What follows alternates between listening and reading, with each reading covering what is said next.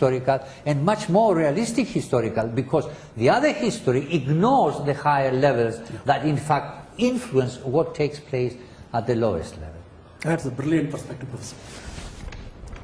Now, let us step back. Thanks to the Indo-European language studies, there has been emphasis on the interactions between India and the regions west of India. That led to the Indo-European linguistics and all that. What would be the nature of interaction of the ancient people of India with the regions east of India? Yes, let me just... For example, I'll give an example. Yes. The largest Vishnu Mandiram of the world is in Cambodia.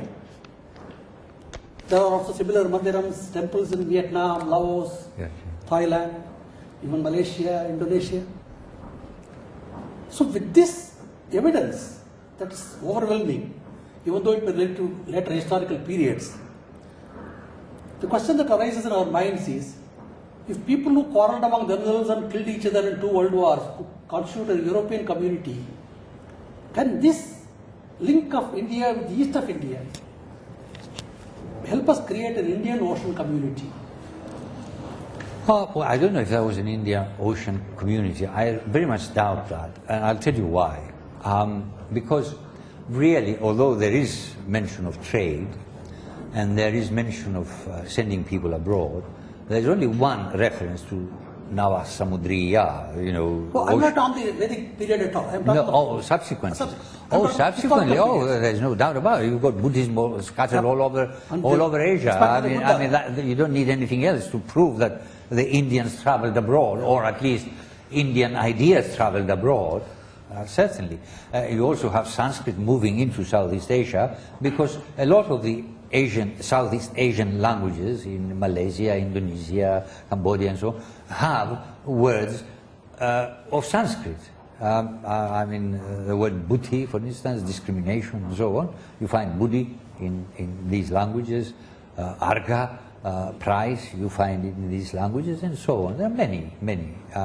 There have been studies have been made and they have been collected, and we do know for certain what has happened. Yes, the Indians spread eastward, southward, and they certainly, some of them, spread westward. The best example being the Iranians. Doctor, in the course of our discussion, we talked about the Dravidian. I have specific questions to ask on that issue. What type of researches and studies must be done to understand the nature of interactions among the Indian people of the subcontinent, say between the so-called Dravidian areas and the people of the Saraswati Valley or Gangetic Valley? Yes. Were they all completely isolated, or were there interactions? No, I think there must have been an interaction. You can't. People don't live in tight compartments. You have disgruntled people who want to move away from the main body of their own people.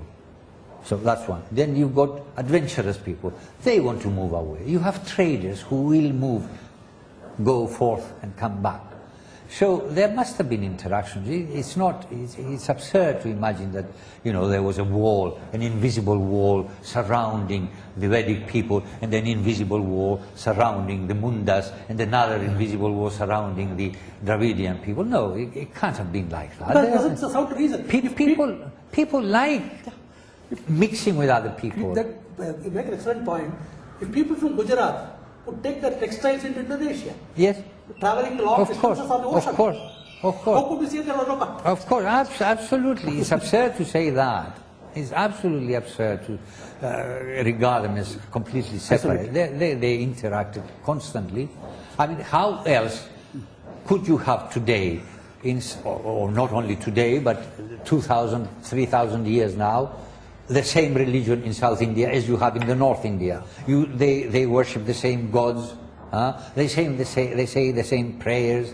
They have the same chanting, and in fact, and I shall offend my friends in northern India, the southern Indians have a better command and a better preservation of the ancient recitation than the northern Indians. I mean, as far as I'm concerned, listening to it, I find this much better. Whether it's more correct, I don't know, but it certainly sounds better. So how come about? I mean, obviously there must have been movements here and there. So all this quarreling today, and particularly from the part of the hotheads in the Dravidian camp, who want to abolish all their culture and the origins and roots of their culture, seems to me totally absurd. Professor, it's very clear that Rig Veda is perhaps the oldest human document. Absolutely. What message does it have for the present and future generations?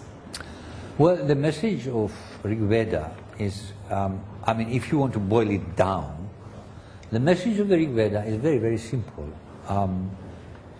It says, realize that in you lives the Godhead.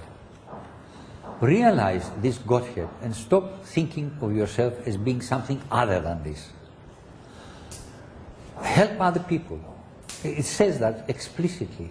Don't seek to amass riches for yourself only. I mean, there is one hymn which says, he who eats for himself alone, he is a selfish man. Fantastic, fantastic. I mean, share what you have. Extraordinary. This is the message of the Rig Veda. And this is a universal message. It can be for present and for future. Yes, forever. Forever. It's eternal. Eternal message. It's eternal. Yes. Great, Professor. One last question, Professor. Okay. So on a personal note, Yes. it's a privilege to have a person like you. What made you, Professor, get so involved with the Vedic studies? Number one. Number two, what are your plans to carry this forward? Well, as I've said in some of my lectures, I started with English literature as a young man. Then I went into economics, political economy it was called then, and philosophy. And in studying philosophy, which I enjoyed, I came across the Upanishads. And I felt in love with the Upanishads. I thought here was something quite out of the ordinary, quite extraordinary, quite unlike anything else. And I wanted to learn more about it. I read different translations and was dissatisfied because one said one thing, another said another thing, and so on. So I decided to learn Sanskrit in order to be able to read the Upanishads. And I did this. I got carried away by the other beauties of Sanskrit languages, like the dramatic works of Kalidasa and so on, Dandin and Harsha and the other great writers of Sanskrit. But I always returned to the Upanishads. And from the Upanishads, eventually, about 10, 12 years ago, I turned to the Rig Veda itself, because I had omitted the Rig Veda, and I found that what's in the Upanishads is already in the Rig Veda. So I thought, that's splendid. And so I turned to Vedic studies, and in fact, abandoned the epics and the classical period by and large. The future is really to promote the basic message of the Vedic tradition, which is this unity and this opening out to the unity of mankind and the unity of man with God, and to promote this as much as possible. And so we decided, as you know, we found some rich patrons who are prepared to spend money and bring out this journal, which we decided to call Vedic Venues, Journal of the Continuity of Vedic Culture. And we'll push that, plus also the booklets that we thought we'd publish with Aditya Prakashan, and of course give lectures wherever people want to listen, speaking about these matters. This journal will be open for contributions from all scholars from all disciplines? From all disciplines, so long as they are somewhat related to the Vedic tradition. I mean, we don't want people writing about Muslim ideas. I mean, if they are related to the Vedic tradition, if they find parallel thoughts in Islam, in the Quran, that a parallel to the Rig Veda, certainly we will publish that. Yes, there's nothing, no holds barred. Thanks a lot, Professor. It's a great pleasure to meet a person like you. Thank you very much. Thank you.